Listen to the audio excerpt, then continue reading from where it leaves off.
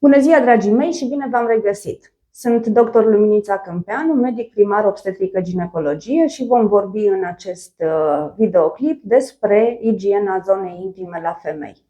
Igiena zonei intime la femei este esențială pentru a menține o stare de sănătate bună, însă este important să ne amintim că nu trebuie să exagerăm cu aceasta, spălându-ne de mai multe ori pe zi sau folosind produse inadecvate. Particularitățile anatomice la femei, care constau în apropierea orificiului uretrei, a celui vaginal și cel anal, precum și ciclul menstrual, dat fiind că se știe foarte bine că sângele este un mediu de cultură bun, predispun în anumite condiții la infecții nedorite și complicații care pot fi evitate într-o măsură mare printr-o igienă corespunzătoare. De asemenea, acest aspect este vital pentru sănătatea ta sexuală, pentru a evita transmiterea unor boli sexuale și a te putea bucura de o viață sexuală bună. Această zonă delicată a corpului feminin trebuie îngrijită utilizând geluri sau săpunuri special create pentru igiena intimă, folosind apă curată și un prosop din bumbac curat.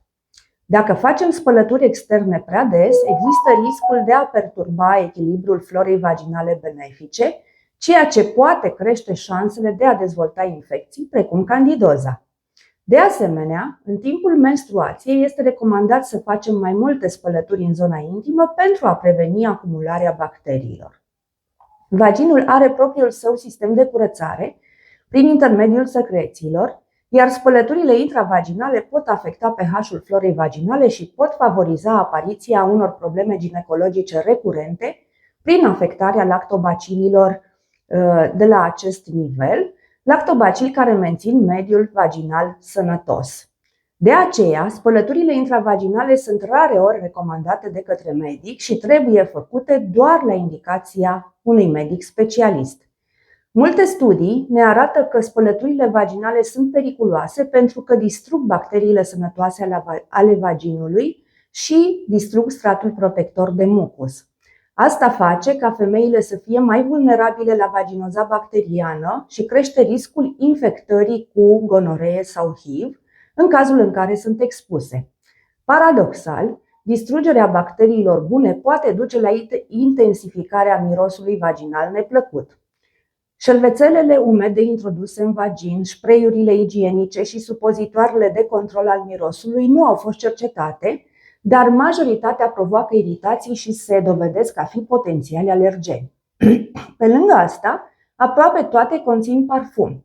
Studiile ne spun că spălăturile cu săpun cresc riscul transmiterii virusului HIV de 4 ori. Nu se știe însă dacă din cauza distrugerii bacteriilor lactobacililor sau a mucoasei protectoare sau din cauza iritației. De reținut este faptul că nici produsele naturale sau de origine vegetală nu sunt deloc mai bune. La fel și spălăturile. Ca și spălăturile, aceste produse ar putea intensifica mirosurile vaginale. Pentru igiena externă este important să evităm produsele cu parfumuri și să ne spălăm cu apă caldă, nu fierbinte, folosind geluri sau creme speciale care nu afectează mediul acid al vaginului. Dacă ești îngrijorată de mirosul vaginal și nu te confrunți cu o infecție, o primă recomandare ar fi să fii mai atentă la alimentația obișnuită și să faci mici modificări. Alimentele dulci sau alimentele grase consumate în cantități mari produc o secreție vaginală cu gust amar și cu miros neplăcut. Așadar, mănâncă mai multe fructe, în special ananas, citrice și căpșuni. Alte alimente sănătoase care mențin un pH vaginal normal sunt usturoiul și iaurtul, natural sau grecesc. Important este să nu conțină zahăr sau îndolcitori. Lenjeria intimă trebuie schimbată zilnic, iar dacă avem o transpirație mai abundentă, de mai multe ori pe zi. Aceasta trebuie spălată în apă fierbinte pentru a elimina bacteriile. Trebuie să evităm lenjeria intimă din materiale sintetice și să optăm pentru cea din bumbac, deoarece aceasta permite pielii să respire și previne dezvoltarea bacteriilor. Nu ar trebui să folosim șervețele umede cu parfumuri sau alcool, deoarece acestea pot irita și dezechilibra flora bacteriană care ne protejează natural. Cele mai bune opțiuni sunt șervețelele special create pentru igiena intimă. Tampoanele interne trebuie utilizate doar în anumite situații, cum ar fi la piscină sau la plajă, și nu trebuie să fie menținute în vagin mai mult de 4 ore pe zi, deoarece pot favoriza creșterea bacteriilor și pot irita colul uterin. Este important să evităm să ne așezăm direct pe vasul de toaletă în băile publice și să nu folosim prosoapele altor persoane.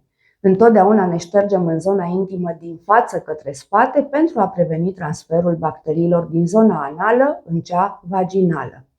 Printre afecțiunile comune care pot apărea ca urmare a unei igiene intime inadecvate se numără candidoza vaginală, tricomoniaza și vaginita bacteriană, care este asimptomatică în aproximativ 50% din cazuri. Atenție însă! Orice simptom neobișnuit în zona intimă trebuie investigat de un medic ginecolog pentru a evita agravarea posibilelor probleme care pot avea consecințe extrem de neplăcute. Vă mulțumesc pentru că m-ați urmărit și nu uitați să apăsați subscribe, like, clopoțel și să dați un share. O zi faină vă doresc!